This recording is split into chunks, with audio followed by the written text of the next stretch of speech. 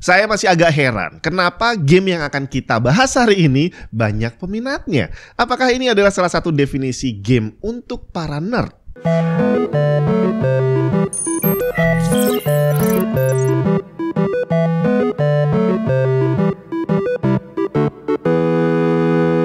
Game kartu, mungkin banyak di antara kamu yang udah pernah dengar atau mungkin suka, karena teman-teman saya banyak yang suka, bre. Dan ini bukan kartu semacam blackjack, poker, atau Uno. Ini adalah game kartu yang bener-bener berbeda. Disebut dengan nama trading card game atau TCG. Salah satu yang sempat rame dulu adalah Yu-Gi-Oh, ada lagi Duel Master, sampai Bakugan. Dulu ada acara TV-nya loh. Dan waktu itu penjual mainan pinggir jalan juga banyak banget yang jualan kartu Exodia, Duel Master, sampai makhluknya Bakugan juga ada yang jual. Kalau saya sebenarnya bukan penikmat dedicated game kartu ya, tapi saya masih bisa menikmati kalau memang ada. Semisal zaman dulu di Final Fantasy 8 itu ada mini game main kartu, saya suka. Dan terakhir kemarin Final Fantasy 7 Rebirth itu ada game kartunya juga, Queen's Blood, itu saya juga suka banget. Buat yang belum tahu, ini permainannya bukan tentang angka. Jadi bukan gede-gedean angka atau ngepasin angka berapa atau bikin setipe yang sama gitu, enggak. Waduh, nggak bisa ganti wallpaper. Coba cek dulu, mungkin Windows-nya harus diaktifasi.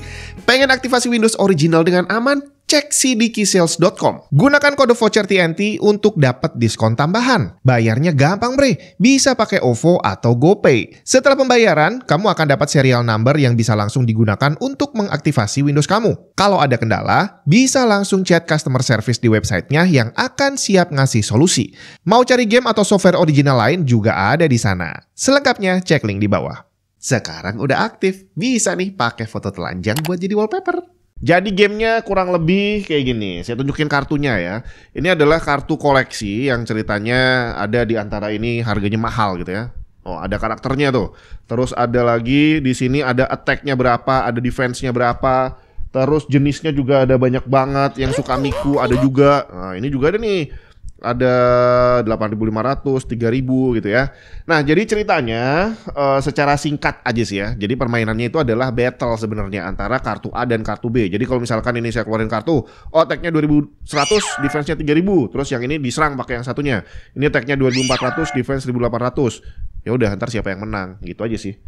Tapi bukan cuma sekedar satu lawan satu, tetap ada strateginya. Seperti di Final Fantasy 7 Queen's Blood, itu dia ada satu papan gitu ya, ada banyak kotak dan di situ dibagi dua, yang satu untuk player A, satu untuk player B, dan nanti masing-masing itu kita ngeluarin kartu ditaruh di mana akan ngaruh, terus ada skill buff di buffnya juga akan ngaruh, dan itu semua akan menentukan siapa yang menang dan kalah nantinya. Nah, yang menarik dari game kartu ini adalah dia bisa dimainkan di semua platform, dan saya bukan hanya bicara tentang platform gaming, dan ini bukan tentang dimainin di PC atau konsol, tapi lebih ke arah dimainin sebagai video game bisa, sebagai permainan kartu fisik juga bisa, digabungin antara video game dan fisik juga bisa, Bri. Dan untuk kartu fisik seperti yang kita lihat di belakang ini, itu dia tidak dibuat setara. Jadi saat diproduksi itu ada yang kelasnya common, ada yang rare gitu ya, ada yang mungkin legendary entah apa namanya. Tapi intinya ada rarity di sana, di mana akhirnya kartunya punya value yang berbeda. Jadi nggak bisa kita beli kartu, oke gue beli satu kartu selembarnya 1.000, enggak, Bri. Harganya bisa sampai di luar nalar. Contohnya kartu Yu-Gi-Oh ini, harganya bisa buat beli HP baru coy. Dan ini cuma satu kartu loh. Bayangin kalau kamu punya banyak kartu kayak gini. Betapa kayanya kamu. Atau mungkin betapa miskinnya kamu karena duitnya habis ya. Game bergenre kartu kayak gini sebenarnya adalah favorit banyak perusahaan karena biaya produksinya sedikit tapi bisa punya potensi profit yang luar biasa besar.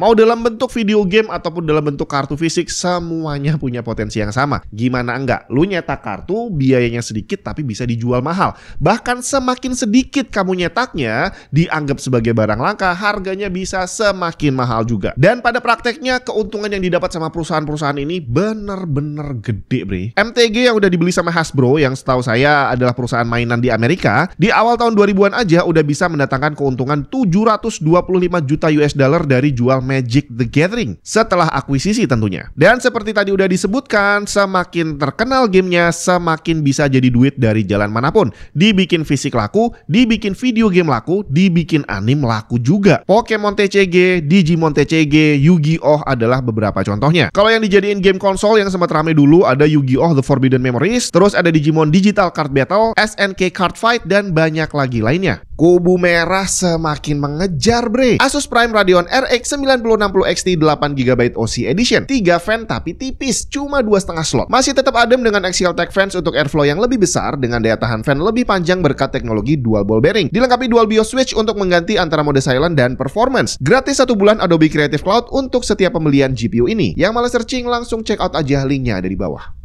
Anak-anak tahun 2000-an itu nggak asing lagi dengan main game ke mall gitu ya. Pergi ke mall, cari game center, main game di sana. Nah, waktu itu ada satu game yang rame, namanya Animal Kaiser. Jadi ceritanya Jepang sebagai negara asal Pokemon dan Yu-Gi-Oh melihat potensi besar dari game kartu, baik secara fisik maupun digital lewat video game. Akhirnya mereka bikin ide kenapa nggak dijadiin satu aja, video game dan kartu. Sampai akhirnya lahirlah Animal Kaiser. Kita main bayar pakai koin atau di swipe kartunya, battle lawan orang atau komputer, kalau menang dapat kartu. Besoknya mau main, kamu bisa scan kartu kamu untuk nambah power, dan kalau menang dapat kartu baru lagi, dan begitu seterusnya. Anak-anak zaman dulu banyak yang sampai akhirnya koleksi kartu Animal Kaiser, banyak bre, dan itu dijual belikan di sekolah. Dan sama seperti tadi saya sebutin, ada rarity-nya di sekolah itu harganya juga beda-beda, ada yang 5 ribuan, bahkan ada yang sampai 50 ribu. Genre ini sempat booming di Jepang, berbagai jenis IP mulai dimasukin juga ke genre satu ini. Gundam, Kamen Rider, sampai anime cewek juga ada. Tapi hampir sama seperti genre game lainnya. Ada kalanya mereka rame, tapi ada waktunya juga mereka mulai ditinggalkan. Game kartu juga bernasib sama. Pokemon, Digimon, Yu-Gi-Oh semakin gak kedengaran suaranya. Penerus atau penggantinya juga terlihat gak ada sepertinya. Tapi di tahun 2014, Blizzard mengeluarkan sebuah game fenomenal dengan judul Hearthstone. Sebuah game kartu yang memanfaatkan IP mereka sendiri sebagai karakter di dalam kartunya. Game ini sukses besar di pasaran, bukan hanya sebagai game kartu, tapi sebagai video game in general. Konsep game kartunya nggak gampang ditiru orang, tapi cukup mudah dimainkan oleh orang yang baru pertama kali nyobain. Gameplaynya nggak seribet Yu-Gi-Oh, dan untuk memulainya nggak butuh modal gede karena gamenya gratis. Tapi tentu saja kalau pengen kompetitif mesti keluar duit agak banyak. Typical game free to play. Keuntungan yang didapat Blizzard juga nggak kaleng-kaleng. Di zaman kejayaan Hearthstone mereka bisa meraup untung kurang lebih 20 juta US dollar per bulan. Dan berkat Hearthstone, game kartu kayak gini jadi sangat populer dan melahirkan berbagai macam game kartu lain seperti Shadowverse, Gwent,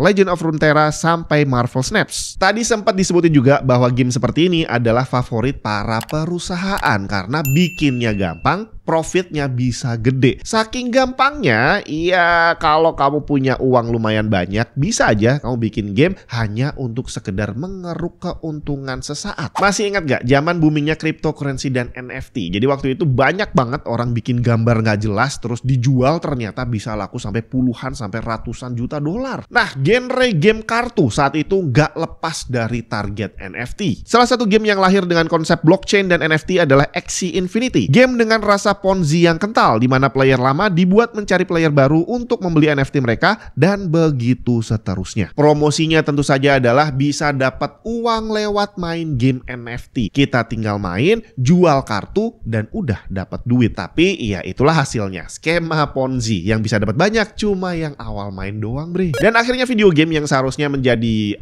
hiburan, jadi sebagai pelipur lara kita dari kehidupan nyata yang berat, akhirnya bisa berujung menjadi tambahan beban kalau sampai melibatkan jual beli barang in-game. Dan game kartu sangat rawan menuju ke arah sana. Bahkan gak sedikit sampai akhirnya gamenya bubar jalan gara-gara sistem monetisasi. Artifact, game kartu punya Om Gaben, bubar karena sistem monetisasi. Hearthstone yang berawal sukses juga berujung bubar karena selain sistemnya yang dibikin lebih ribet, kita juga mesti keluar duit banyak banget kalau mau kompetitif. Shadowverse juga sama, kena review bom di Steam yang salah satunya karena sistem monetisasi yang serem. Nah, ngelihat game kartu yang sistemnya dibikin seolah-olah memang jual beli, barang yang tadinya nggak ada nilainya bisa jadi mahal banget, sampai akhirnya bubar video gamenya, dan kartu fisiknya juga ternyata punya sistem yang sama. Barang yang sebenarnya kayak gini nih, nggak ada nilai intrinsiknya, apa sih mahalnya bikin kartu kayak gini, tapi ternyata bisa dijual sampai jutaan bahkan puluhan juta rupiah. Apakah berarti game kartu ini bisa masuk ke dalam kategori game scam? Gimana menurut kamu? Tapi kalau di luar kartu sih ya, kayaknya banyak juga orang yang rela keluar duit banyak hanya untuk main game. Apakah kamu juga termasuk salah satunya?